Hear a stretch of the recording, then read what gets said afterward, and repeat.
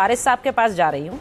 वारिस साहब, ये देखिए, मैं आपसे वंदे मातरम पर बहुत सारी डिबेट्स मैंने की हैं, लेकिन जब से ये कानून बना है मुझे लगता है ये पहली बार आप मेरी डिबेट में आए, तो मैं आपसे पूछूंगी अब, क्योंकि कानूनी मान्यता दे दी गई, राष्ट्रगान राष्ट्रगीत एक ही सम्मान के साथ गाए जाएंगे, ये कानून कह रहा है, तो अब भी क्या आप यही कहेंगे मैं नहीं गाऊंगा?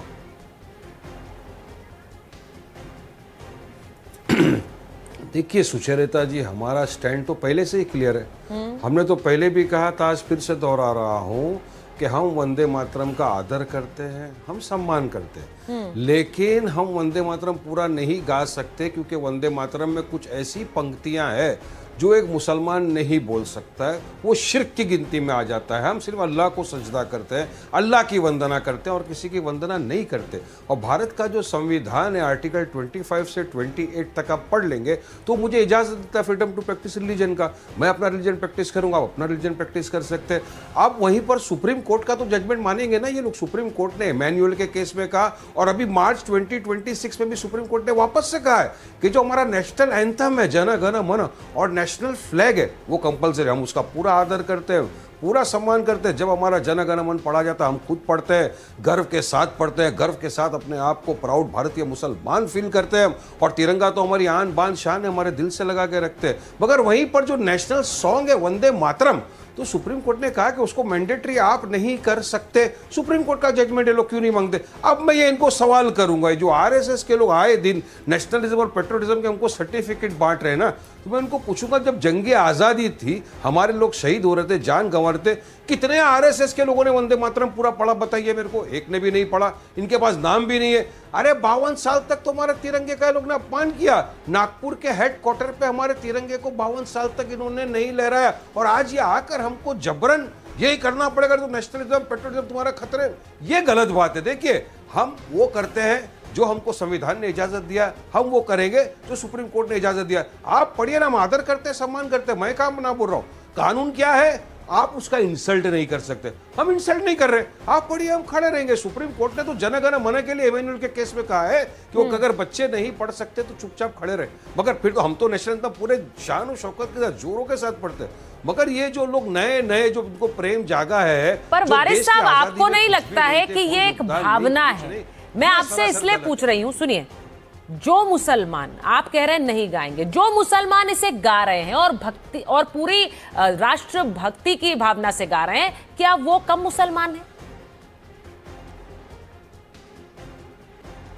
देखिए, उसका तो मापदंड नहीं लगा सकते, जिसको गाना है गाए, हम रोक थोड़ी रहे किसी को। हम किसी को रोक रहे क्या? लेकिन मेरा ईमान है सुचरिता जी, मैं अल्लाह की इबादत करता हूं, तो मैं शिर्क क्यों करूं? नहीं, पर फिर जो गा रहा है ना वारिस साहब, उसे लगेगा मैं कुछ गलत कर रहा हूं, क्योंकि वारिस पठान जैसे जो प्रवक्ता है पार्टी के बड़े बड़े, वो तो कह रहे हैं, नेता लोग कह रहे हैं नहीं गाओ, ये गलत कर दोगे अगर गाओगे, तो वो सोचेंगे ना। नहीं नहीं नहीं, सुनिए सुचरिता जी, अभी है क्या, शराब भी इस्लाम में हराम है, मगर बहुत से मुसलमान शराब पीते हैं। क्या करेगा वारिस पठान उनका जाके? क्या सबको पकड़ पकड़ के मैं मारूं क्या? पीते हैं लोग, तो जिनको करना है वो करे, लेकिन मैं शिर्क नहीं करूंगा, ये मैं आपको बता रहा हूं। और मैं आदर करता हूं, सम्मान करता हूं, जो राष्ट्र हमारा एंथम है, नेशनल एंथम, उसको पूरी तरह मैं गाता हूं। बोलो तो अभी गा के सुना दूंगा।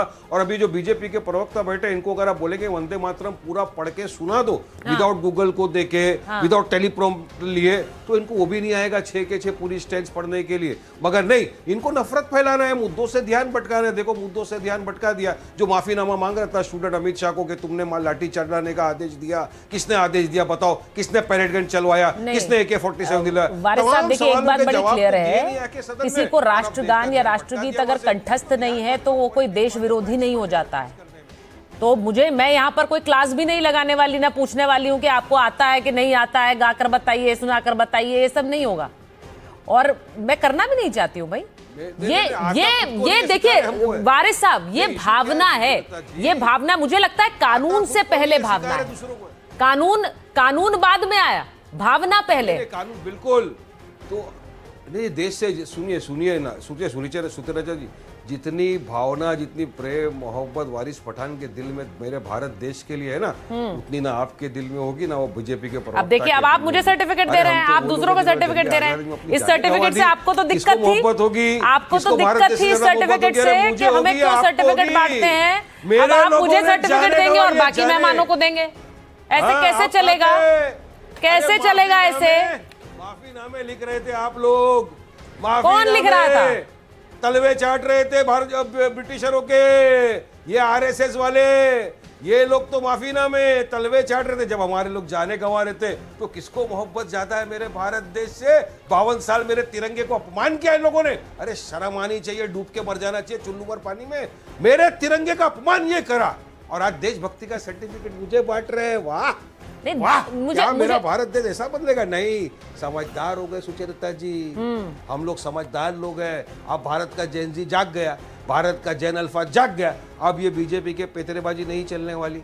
अब सर्टिफिकेट आपके घर में रखो, हमको नहीं चाहिए सर्टिफिकेट किसी का भी। हमारे दिल में, सर्टिफिकेट कोई नहीं बांट रहा है। मैं इसको बड़ा क्लियरली कह दूं, सर्टिफिकेट तो कोई बांट भी नहीं रहा है।